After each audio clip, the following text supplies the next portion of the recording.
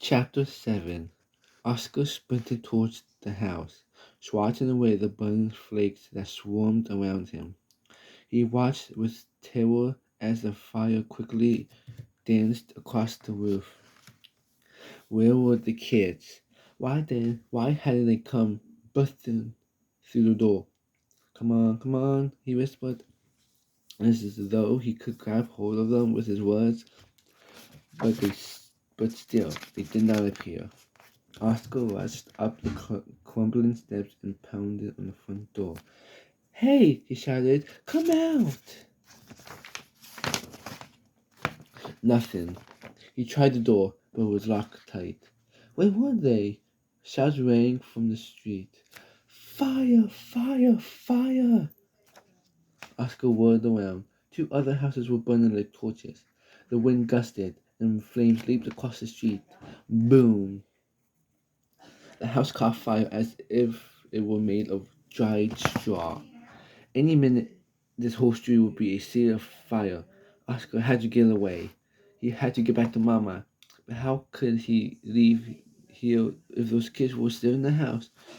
Of course he couldn't. Oscar slammed his shoulder into the door. Bam, bam, bam. On the third try, the door's frame splintered, and the door burst open. Oscar stumbled in, falling to his knees. Smoke swirled around him. He rose to his feet, gasping for breath. Hello, he screamed. Where are you? And that's when he heard them, just above the fire's roar, muffled cries coming from upstairs. Or was it just the wind and the fire fooling his ears? Was it possible the kids had escaped through another door? Oscar stumbled to a narrow staircase, peering up into a chilling cloud of black smoke. Don't be an idiot, he told himself. Don't go up the stairs. Hello, Oscar called, praying that nobody would answer, that the kids were long gone, but no. Help us, please, shouted a terrified voice. The girls. There was no choice. On shaking legs, Oscar started up the stairs. He pulled his shirt over his mouth and nose. It did nothing to block out the smoke. Each breath burned his throat and lungs. But the worst was the blistering heat. With each step, it grew hotter. Oscar could practically feel his blood boiling, his skin sizzling, his flesh cooking on his bones. He wouldn't last long up there, and neither would Jenny and Bruno. At the top of the stairs was a closed door. Someone pounded on the other side. Here, Jenny shouted. The door is stuck. Please help us. Oscar pushed against the door, but it wouldn't budge. Stand back, he choked. Oscar kicked the door as hard as he could. The door crashed open, releasing a wave of heat and even thicker smoke that pushed Oscar back onto his heels. His teetered and almost fell down the stairs, but somehow he managed to regain his balance. Jenny came rushing out with Bruno in her arms.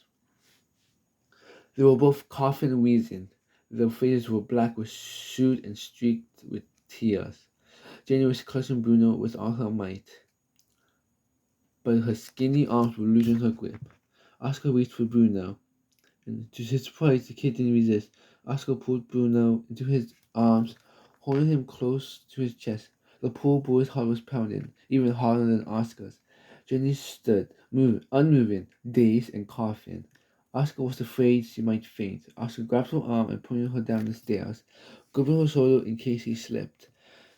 He followed right on her heels. Run straight through the front door, Oscar said to her. Go as quickly as you can. Jenny did what she was told, gaining strength as they reached the bottom. Oscar put Bruno down at the bottom of the stairs, and Jenny grabbed the little boy's hand. Together, they flew out the door. Oscar was just steps behind them, and then, crash! The window shattered. Kaboom!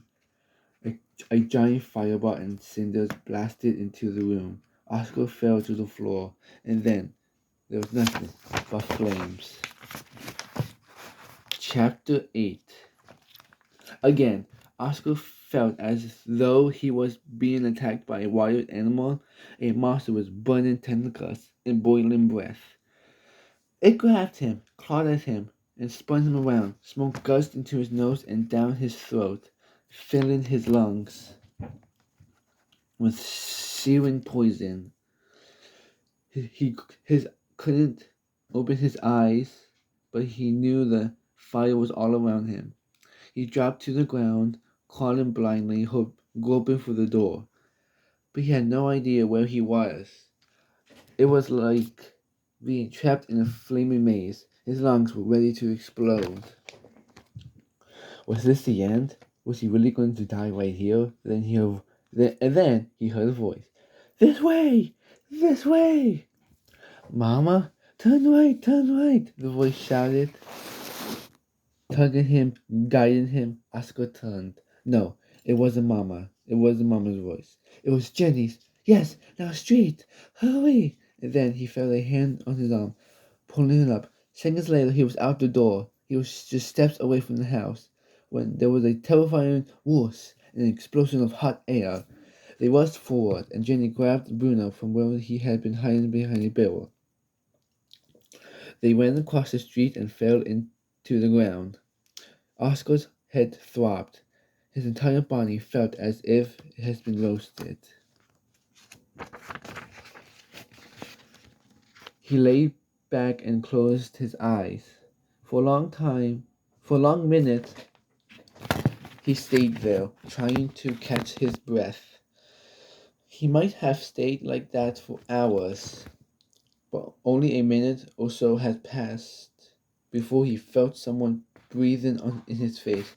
He opened his eyes and saw a huge curly head hovering over him with wide open eyes. Bruno, hey, you're not dead. Hey, you're not dead. He croaked out happily. Hush, Bruno, Jenny whispered. That is not a polite thing to say. But he's not dead, Bruno insisted, putting his face even closer to Oscar's so his slimy little nose touched Oscar's nose. Then he put his gooey mouth to Oscar's ear and whispered, "You not dead." The kid wasn't going to quit. Oscar put his hand over on Bruno's head. "I know," he said. Jenny kneeled down and gently peeled Bruno away from Oscar. Let's give him a little room," Jenny said. Oscar managed to sit up. He stared ahead at the little house, which was being torn apart by the flames. The wood moaned and sighed as it collapsed into the fire, as it was crying out in pain. It was sickening, like watching a rabbit get torn apart by a coyote. Bruno wriggled closer to Oscar until his small shoulder pressed against Oscar's arm. "My house," he said, pointing sadly.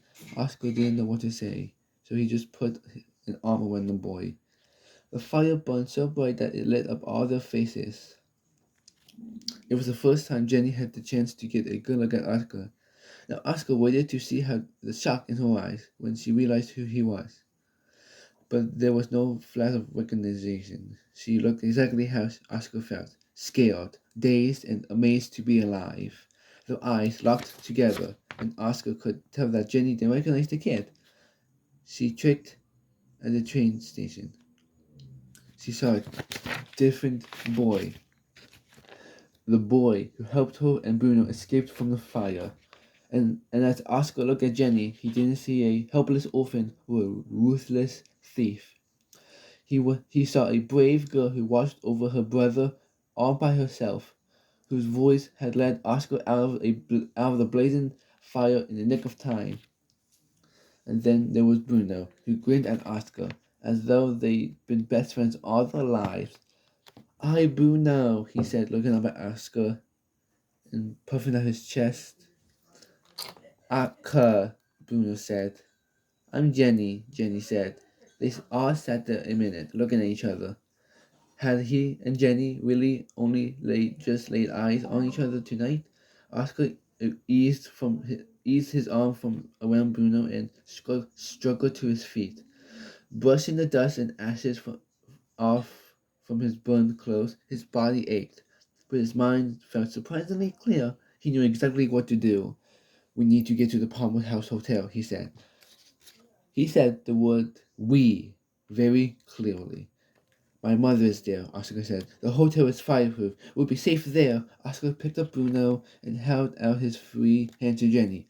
She took it and gripped it tight, and together they began their journey through Chicago's burning street.